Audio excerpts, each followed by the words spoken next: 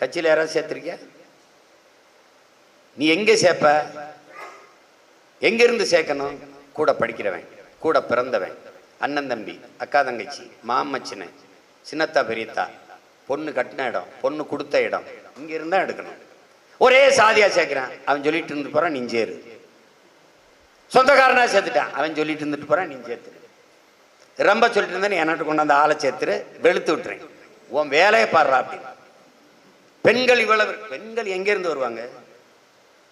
இல்லை வாடகை கூட்டிட்டு இருந்து உட்கார வைக்கிறதா? இல்லை அண்டா குண்டா பாத்திரமா? அது நம்ம வீட்டில் இருக்கிற அக்கா தங்கச்சி, நம்ம அம்மா பெரியம்மா சின்னம்மாவை தான் கூட்டி வரணும், பங்கேற்க வைக்கணும். அப்போதான் இந்த பிள்ளைகள் என்ன செய்கிறாங்க, என்ன வேலை செய்கிறாங்கன்னு அவங்களுக்கு தெரியும். இது யாருக்காக இந்த பிள்ளைகள் பேசுகிறாங்கன்னு தெரியும். அப்போ தான் ஒரு கூட்டத்துக்கு போனால் போயிட்டு வா மகனேன்னு சொல்லுவாங்க, போயிட்டு வாங்கன்னு சொல்லுவாங்க. பங்கேற்க நம்ம குடும்பத்து பெண்களை பங்கேற்க வைக்கலன்னா எப்படி பெண்கள் எங்கேருந்து வருவாங்க?